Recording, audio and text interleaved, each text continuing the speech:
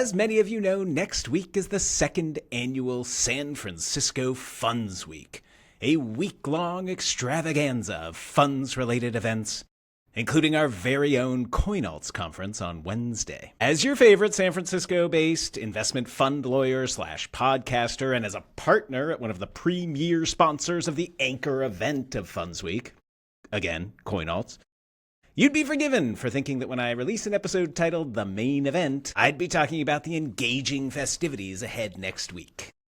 Of course, you'd be wrong, because if you've really been paying attention to this show, you've certainly noticed this little gem behind me, an autographed photograph of the incomparable Joe Carter, author of the greatest home run in baseball history. Also the last player to touch the ball in both of the Blue Jays' back-to-back World Series championships in 1992 and 93. Yes, I was but a wee little whippersnapper back in the early 90s, growing up in Waterloo, Ontario, about an hour's drive from the dome where Joe touched 'em all, launching his heroic homer and jumping for joy around the bases. A lifetime of passionate fandom was born from those late 80s, early 90s Blue Jays teams, and by the time Joe Carter hit that home run in 1993 and brought the second consecutive World Series home to Toronto, 9-year-old me just kind of took for granted that baseball dominance was my birthright. If you'd told me that night that it would be 32 years before the Blue Jays would return to the Fall Classic, I'd have laughed you out of town. An inconceivable amount of time.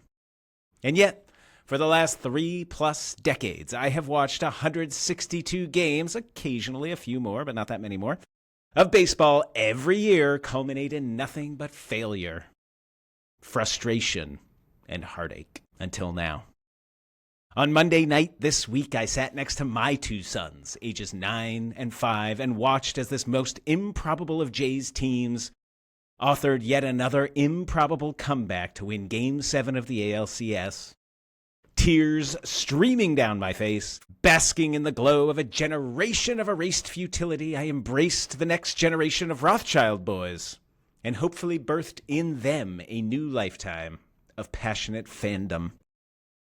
Starting Friday, the Jays are back in the Fall Classic, facing off against the evilest of empires from Los Angeles, intent on stopping a budding dynasty in its tracks.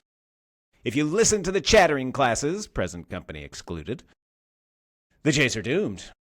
But they're not. They've been discounted and written off at every turn this year. Believers are few and far between. But count me among them.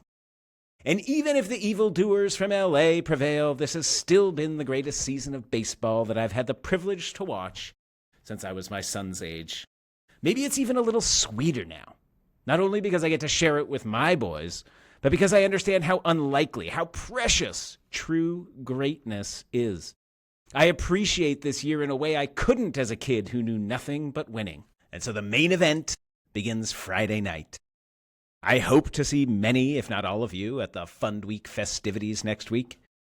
But if our paths don't cross, it's probably because I left early to secure my lucky seat and enjoy one last week of the best baseball season of my life.